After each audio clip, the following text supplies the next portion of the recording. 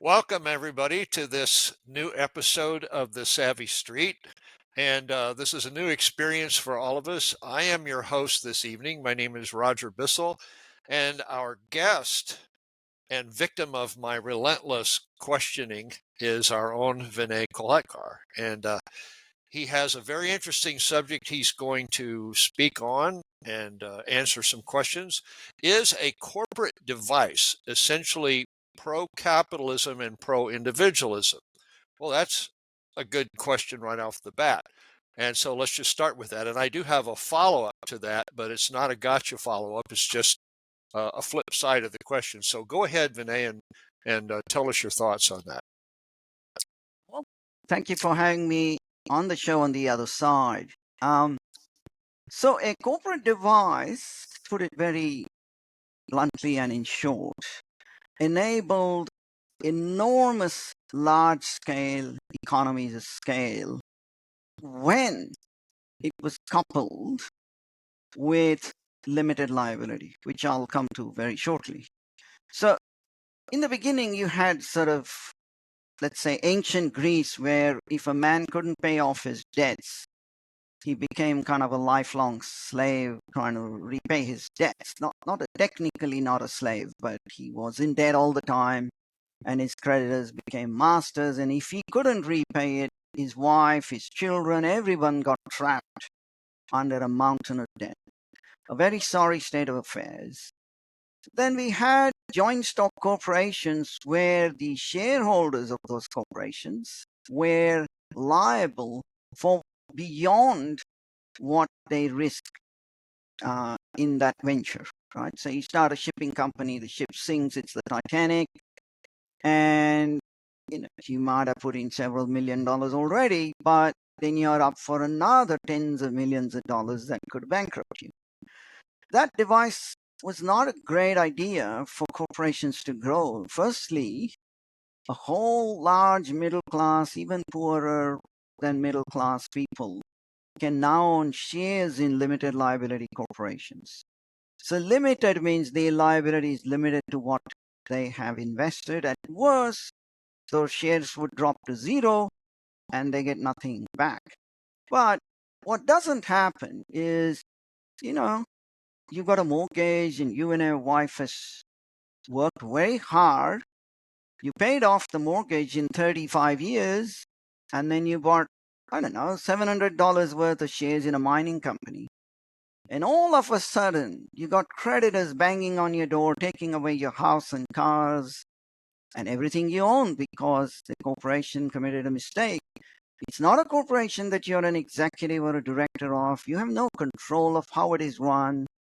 And that's a terrible situation. So there is this device under law in virtually every jurisdiction in the world that I know of, which is to form a limited liability corporation. You can also form a general partnership in most jurisdictions, where the liability doesn't stop at the partnership levels. They can invade your personal assets. You can do that. It's a Right. choice. It's a free market choice. But what the free market has found is that the limited liability corporations became very large, very multinational. To give you a little instance, the market capitalization of a company is not exactly its net assets, because it's a judgment by the market of what the company is worth, and it can differ very significantly from the book net assets in the accounting statement. But today, Microsoft and Amazon, to my belief, are very close to $3 trillion in market cap. Alphabet, the parent company, Google's $1.5 trillion. There's Saudi Aramco, I think, in third position. Google or Alphabet is number 5. Amazon's number 4, 1.7 trillion, or thereabouts, because the share prices move every day. Now you compare that with the GDP of someone like Japan and Germany. They are in the 4 trillion mark, right? The United Kingdom and France, they're around the 3 trillion mark. So you have corporations the size of very, very large countries. India is around the 3 trillion mark. So only China at 17 trillion and the United States at 25 are still significantly above, the large corporations. So it has been good for capitalism, this device. And the reason I also say it's pro-individualism is that you got to understand the nature, the true nature of the corporation. Milton Friedman once said that the corporation exists only for their shareholders and to earn a profit. And he was opposed by John Mackay of Whole Foods and a whole lot of other people. And Mackay, I believe Mackay was completely wrong when he said, no, it actually exists for everyone, including its executives and investors. The executives are entrepreneurs. And we, as in Whole Foods, we hired our investors, was Mackay's response. And there's a gentleman by the name of Roger Donway, you might know. He was writing an article and in which he stated, where is this Howard Roark? Where does Howard Roark sit in? Where does this, if the executives are mere servants of the shareholders, where is the entrepreneurial vision? Maybe Mackay's right.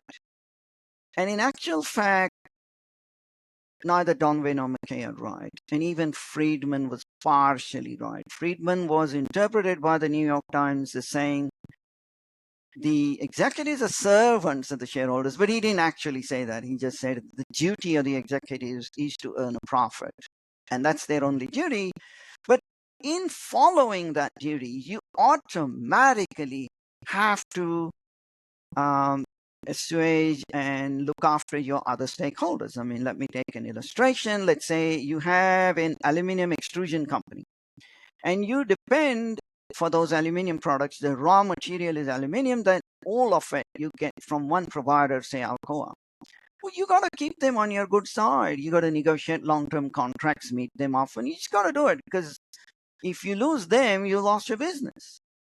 So it's part and parcel keeping employees satisfied and happy. At least the key ones. Keeping customers happy is all part of the same game of earning a good return for shareholders. So then in 1976, we had what I think is so brilliant, a paper should have won the authors a Nobel Prize in Economic Finance. It is the most popular paper in the theory of the corporation. And it's a paper by Jenkins and Meckling, William Meckling, Robert Jensen. And among other things, this paper says that the corporation is a nexus of contracts. So you have this ABC Limited, and it's a limited liability public corporation, say, but that entity is able to contract with directors, shareholders, investors, suppliers, employees, the whole lot. Now remember, in a public company that is listed on a stock exchange, the shareholders are constantly moving around by buy and sell, and neither do they have day-to-day control of the corporation. So someone's got to stand in for the corporation, and it doesn't matter whether the shareholder body changes. So you get all these synergies in that corporation, but each individual contract, if we have free contracting in the free economy, each individual contract is negotiated between two parties. A party might be the legal entity corporation and the cleaning company, which sends cleaners every night to clean the office. So now the legal entity has to be represented by certain employees, executives, who are themselves also contracted on a salary, bonuses, conditions of employment basis with that legal entity. So that's how that nexus of contracts actually works, and it comes together. I think it's a really brilliant insight. It's individualistic because each individual that deals with the company has every right to negotiate that contract and walk away from it. Depending on the terms of contract, you may have to give a 3-month notice if you're a key employee, but that's what you signed up for. So sure. Nobody's a slave, nobody's superior, nobody's master, nobody is servant. The investors are not servants. If an executive has a brilliant vision, say if you had a brilliant vision of a new metal like Henry Reardon metal, and you have a patent, you have a process, but you don't have the means to construct a factory that can deliver 100 tons of the metal every day. So you go to investors, sell them your vision, and you contract and negotiate with them anyway. So they're not your masters, but neither are you their master. So everybody's equal and everybody is a free contracting being. That's how it's pro-individualism. I see my own career as a freelance musician very similarly. I think of myself almost like a CEO, and I have all these contracts with different people who hire me for this engagement or that engagement or this project and so on. So I do see the individualistic aspect of it. Everybody's free agents, they can deal or not deal. The difference is that if I do something wrong, wham, I'm unless I have an LLC, which I shouldn't say this, but I don't have one. But I think the LLC is almost like GoFundMe in a way. It's like saying, well, I really need some money, so would you please give me some money? And then everybody chips into GoFundMe, and then you've got a bunch of money. And those people who sent you money on GoFundMe, they're not going to be legally liable in case you take the money and use it to commit some heinous crime. It's this easy come easy go. They are only out the amount of money they gave to GoFundMe, which they thought was for a good purpose, but it turned out to be misused. So otherwise, I really do see the advantage in letting investors not be on the hook for whether if the business isn't run well. Let me just flip Let me flip just, the. I'm sorry. Go ahead. yeah, let me just clarify one thing. If you misuse the funds on the GoFundMe and you go buy a nice new car instead of some producing some music or whatever, yes, the investors have a right to sue you and recover their money, and it's the same in a corporation. If Oh, the funds are misused, the executives can be sued for what we call in at law bad boy acts, deceit, fraud. They can be sued, and they have been sued many, many times, and investors get some money back depending on how much is left. well, if there's any left, but what about Enron, for instance? Well, the Enron executives did land in jail, and so executives and directors are always liable for negligence. There is a fiduciary duty at law to do the right thing by the shareholders, and you cannot escape that. What you couldn't do generally is to go home into the, Enron CFOs and CEOs' house and grab their individual assets, unless, and that's the big one, unless there has been deceit on a large scale in which you can enjoin them at a personal level into the lawsuit, which becomes quite complicated. But that has happened. I mean, in Australia, for instance, Sure. directors are personally liable for the debts taken on of a corporation if they had a suspicion that the corporation was already insolvent and could not repay its debts. Right. So there are very stringent laws. Yeah, go on. So have we already answered my next question? I was going to ask if putting a legal limit on liability under anything less than the corporation's total assets, potentially, doesn't that invite risky or even potentially dangerous or fraudulent behavior? It can, but why would you say so? I mean, there are individual sophisticated creditors who agree with individual corporations in a free market saying, I'm going to lend you X money, and my only collateral is this mine here. And let's say it's a mining conglomerate. And a lot of companies will fund special recourse companies only. So they have a subsidiary which only controls one copper mine in Argentina, for instance. And you as a lender has access only to that mine if things go wrong and not to the entire company. But it's a matter of negotiation. You might agree to that. And as again, if the business simply fails, it's a risk you take as a banker. But if the business fails because you were deceived, you have other legal avenues to chase down your money. Okay. Um, Many years ago, I hate to say how many, I had the opportunity to hear Robert Hessen, who is kind of a historian, and he also writes on economic related issues. At that time, or before then, perhaps, he was associated with Ayn Rand, and one or two of his pieces are even in the book she wrote on capitalism. And he himself wrote a book called In Defense of the Corporation. And there was an attack on limited liability by some economists. I think Murray Rothbard made an attack on it. And the idea was it was a grant of monopoly privilege. It was a grant, or it was a grant of exemption from full responsibility for the damage you might cause. And he said that if there's laws that mandate limited liability, this is not a good thing. But if limited liability is something that is negotiable as an option to business, then that was good. And so, in effect, he was denying, or he was rejecting that that critique that Rothbard, I think is the one, was making. So, do you have a comment on that? I do. Firstly, there is no legal privilege granted by the government. There is no monopoly right granted by the government. All we have at law is we have different structures. You can be like Howard Roark, a sole proprietorship.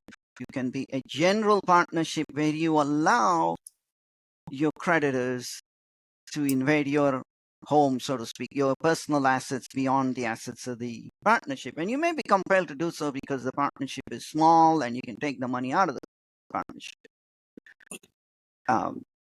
If you are forming a whole new company with limited liability with a bunch of other, entrepreneurs, the banks may insist, if you go to them for a loan, to get some security from your personal assets because the company is so brand new, it just doesn't have enough assets for them to be happy. And then we have a limited liability corporation. Some of them are very large, like Pfizer has, I believe, somewhere around 250 billion in assets. And the banks couldn't care less if they have somebody else's car or house in addition to the 250 billion. When we're talking large corporations, their assets generally more than suffice for recovery of your debts if you're a smart lender, unless you have been deceived. And if you, like I said, if you have been deceived, there are avenues at law to raise the corporate veil and go behind, sue the directors, sue the executives who have been either negligent or have deceived you. So the corporation is I want to give you a new definition actually of the corporation, because Jenkins and Meckling had this fantastic insight, and they say the corporation is a nexus of contracts. And my definition only applies to a publicly limited, privately owned corporation. It doesn't have to be even privately owned. Okay. So I say a corporation is a synergistic bundle of contracts, not just a nexus of contracts, but it's a synergistic bundle of contracts, alienable from the current owners, whose liability is limited to the sunk cost or the investment that's already contracted for. So if they're partly paid up shares, you got to contract for, then you got to pay up the remainder. And it's assignable as a bundle. So when I say it's alienable from its current owners, which the bundle exists in the legal entity, the shareholders, which are the owners, are changing every day on the stock exchange, but you can sell the company and it's got its synergy within itself. It should be synergistic, and the assignment bundle is what the corporation is that's being sold. So it's kind of a more detailed definition of the corporation, and you can see that there is a lot of synergy in the bundle of contracts, economy, the scale, and so on, which is where the extra value comes from. You could say similarly for yourself, your career is a synergistic bundle of projects consistent with a long-term professional vision of yourself. If it is consistent, say if you're a truck driver for 6 months, a music recording artist by night, and then you have a school teacher job in mathematics, where is the synergy? But if you're synergistically building your career, that should be good for you. That's really smart. I like that definition. Good job. Thank you. Speaking of Pfizer, though, and speaking of how a person who has been harmed might have, especially if it was done dishonestly, we'll say, uh, there is the issue of can you actually get redress at law in a practical sense? I mean, if the mechanism exists, there are still sometimes so many hoops to jump through. And do you have standing? How do you get satisfaction? And I was wondering about the recent pandemic issue and the zero liability that the U.S. government gave to Pfizer and Moderna on the premise that everything was done uh, completely scrupulously, but they just didn't have time to do it in the there was not 5 years to work with. They wanted the vaccines in 5 or 6 months, and so they said, well, we can provide it, but we can't guarantee you that it's going to be completely great, and so we need to be off the hook for this because otherwise it could destroy us. So the government said, okay, sure. And as long as you're being honest with us and there's nothing that we should know that we don't know about, then fine. But now more details are coming out. And so what I'm wondering is, there is opening up the possibility for such lawsuits now, and not just a hypothetical, but there are injured people. How do they get what they need, uh, which they wouldn't have gotten if everything were just simply zero liability and everything was scrupulous. If that's Okay, not let too me. wordy a question, go It's ahead. okay. I'll unpack. There's several questions in that one question, so I'll unpack Right, them and answer right. them one by one. That's So, that's what I do. firstly, we are digressing from the limited liability aspect of the corporation. This was a Right. historic world first of granting an indemnity to a corporation of zero liability, whereas Pfizer would be risking their $250 billion of assets. So if 1 million people got injured and they were able to show that in a court of law and they each deserved $500,000 each, if my mathematics is correct in the top of my head, Pfizer would have to pay $5 billion roughly. And you won't be able to sue them. There is another government scheme, as I understand it, but people have found it extremely difficult to gain any compensation from them. And that's got nothing to do with the limited liability of a corporation. It's the government scheme. Where the difficulty lies, as far as I know, is proving the vaccine caused that, whatever it was. There are a number of diseases that happen without a vaccine. How do you prove that in your body it was the vaccine that caused it? And that's not easy. The other, I guess, aspect to this is you're right. I mean, we weren't party to that negotiation, but I believe that, the vaccine manufacturers saw an opportunity. They said, look, it normally takes us 6 to 8 years. You can wait 6 to 8 years, but if you want a vaccine in 6 to 8 months, you indemnify us. And so the government did, which I think it was a huge mistake on their part, especially because there were a number of simple, inexpensive remedies that held a big promise. There was the HCQ and zinc, there was methylene blue that was claimed to cure several viral diseases and COVID in some other parts of the world. There was ivermectin, and then there's another South American solution. So none of them got a fair trial. Everybody in government assumed that the only hope for humanity is a fast-track mRNA vaccine by the big pharma manufacturers. And so they gave in, but here's where we are at the moment. I presume you can also try and get a lawsuit against the government on a different basis, which is to do with the lack of aspiration that the government encouraged, which may have contributed to injuries, if not wholly caused them. So it was no aspiration before vaccination, which the manufacturers didn't recommend. It's the government who did that way. Yeah. Again, it's going to be very hard to prove in court. That's the problem. Well, all right.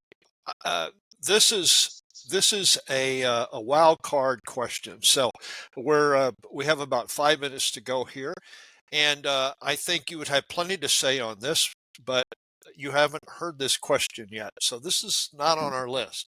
Haven't corporations gotten much larger than they would have in a small limited government setting?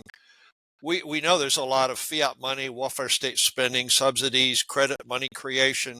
Isn't this a wasteful system that subsidizes larger businesses at the expense of small and medium-sized ones? And isn't the advantage of scale that you mentioned earlier, at least in large part, an artifact of massive government involvement in the economy? Before 1900, when the progressives and the big business started getting cozy with each other, the politicians and the corporations, did such large entities exist to the extent that they do today? Okay, good question. There are two offsetting effects. And the first effect is there's hubris in government. And as the government gets larger, they want money from big corporations to run their World Economic Forum type NGOs, to finance their campaigns. And so it is in their interest, in a sense, not in their rational interest, but it is in their interest to gain more power and more fame and prestige for themselves, to invite corporations to become cronies. They wield more power. When they wield more power, big corporations also use that power. For instance, the bigger airlines wanted to have extra regulations to prevent the small airlines from entering into the business, and therefore there Right, was a barrier to entry, which right, the government helped the big corporations. So that right, part is actually true. But the solution is not to do away with the limited liability of a corporation. The solution is to do away with the government involvement in the economy. I think the United States needs a 28th Amendment, which says Congress shall take no part or get involved in the economy, health, education, and you can add a whole lot of and this to that. And then we have a really truly free economy. And mind you, one of the other things that governments have done is their monopoly, anti-monopoly, so-called anti-monopoly practices, in which, and Rand mentions they attacked Alcoa, they did attack Microsoft, and they can attack large corporations and force a breakup in those corporations too. So would they have been larger? The more efficient, the good ones would have become even larger, I suspect, and the bad ones that are cronies wouldn't have become as large, which would have been good for the economy. The size of a corporation itself is not a threat. It said, okay, if Apple has got 3 trillion, sorry, market capitalization, so what? I mean, the federal budget is now, the spending side of the U.S. budget is 6 trillion. I mean, that's too much, certainly. right. And we shouldn't be worried about corporate size at all. Well, I had another question which is very closely related, and I think you partly answered it, but I'll just toss it out here toward the end. Don't corporations have a temptation to use connections they would have with the government, particularly the federal government, to outlaw low-cost alternative technologies? And I'm thinking not only in the energy industry, but also in medicine and agriculture. Isn't there a tendency to put their research and their expenditures more on products that they have some reason to expect that the politicians would want to mandate, like vaccines, rather than the market? And in the market, we have all these low cost things that we were forbidden to use and doctors were forbidden to prescribe during the pandemic. But in a market a free market, people would have been able to choose what they wanted to. Okay, and it's a good question. Ask yourself who was interfering in the market? Who was saying, well, the doctors can't even prescribe this?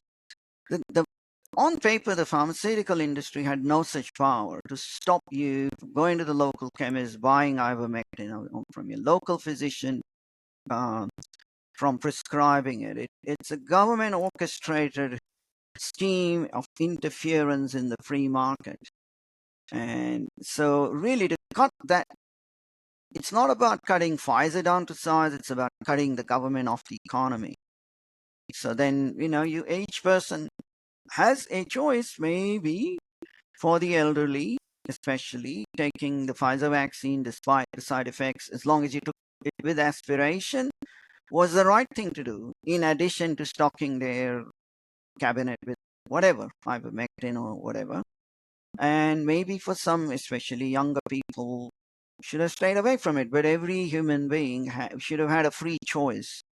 And the choice was taken away by the government, not by Big Pharma. So what you're saying is, I think, is that when government is doing something other than what it really should be doing, it's just a gigantic moral hazard. Absolutely. That's really where the hazard comes from. There's absolutely no hazard in limited liability. I mean, I was Okay. in sort of banking and / investment banking funds for about 25 years, and it was a matter of routine when you were dealing with large corporations. Nobody remotely thought, oh, there's a bunch of assets, some more that we can go after. Because remember, I wanted to emphasize this phrase, there is actually no such thing as unlimited liability. And I'll explain that shortly. What limited liability means is the liability of a corporation is limited to its assets, so you can't sue the direct unless they've done something wrong and you bring a personal lawsuit against them for a business failure that occurred out of just bad judgment and out of, we can't predict the future. Some businesses fail. So if the business fails for legitimate reasons, you can't go and grab the director's car and the executive's house and other things. Not that those are meaningful in a large corporation anyway. Now, even if you had a partnership and you could grab the partner's assets, if you think there's a class action that is entitled to $1 trillion in damages, they won't get it. We don't live in ancient Greece. We live in a civilized world where someone can seek bankruptcy and have their debts dissolved, including corporations can and individuals certainly can. Your debts don't pass on to your children, and then you start your life anew. In that context, let me mention Donald Trump. He, as far as I know, he has never ever filed for personal bankruptcy. He's Right. used the U.S. bankruptcy code 4 times, but in respect of his resorts and hotels and casino businesses. And he's used, as far as I know, a Chapter 11 restructuring, which is a court-mandated restructuring, which is a real drawback of the U.S. system, because here in Australia and the U.K. we don't have a court-mandated restructuring. The bankers, the creditors, and the owners can just get together, negotiate a restructuring anyway. We don't need the court to oversee them. But it is what it is. So yeah, that was my concluding comment on that. Yeah, well, it's by the reasoning that you've given here, it sounds like there's not really any such thing as unlimited government either, that everything in the universe is inherently limited, but it's just a matter of how tightly or loosely limited it is. And I think that's more the concern, not that corporations are their liability is going to explode to infinity, but just that it may become more than their assets and they'd be wiped out. And if they're unscrupulous, then maybe being wiped out would be what the doctor ordered. Um, there is a little danger of that because of Chapter 11 in the United States, but in general, a corporate executive doesn't want to drive his company into the ground just because the liability is limited. First of all, if they are reckless or negligent, they can face personal lawsuits. They can face jail time, as Enron executives are finding out. So it's a risky business, and I don't think there are certain other factors at work which encourage reckless behavior from executives, mainly hubris of wanting to be a CEO or CFO of a much larger company. So let's go and acquire more and more and grow that way, rather than, well, my liability is limited anyway. Their liability is not really limited. Your career can take a huge nosedive. Ooh. You could go to jail. There are many other problems that come from reckless behavior, and which constrain or not to constrain reckless behavior. We also need shareholders who are way more activist than they are. They're not in public companies, so that's another drawback. But again, it's got nothing to do with the government and limited liability. Well, you've made a good case during this discussion here that the corporations are something that's pro-individual and pro-capitalist, and I imagine by the same token, or by the reverse token, or some token or other, that socialists and collectivists probably don't like corporations too much unless they can get their hands on them and run them from the halls of the government. So I hope our viewers have enjoyed this. I enjoyed pushing back against your comments. You have a lot of knowledge and a lot of experience, and it was good to hear your thoughts on this subject. So thanks very much. And I think that's it for this session of the Savvy Street. Thank you, and thank you for hosting the show. We'll see you shortly. All right. All right.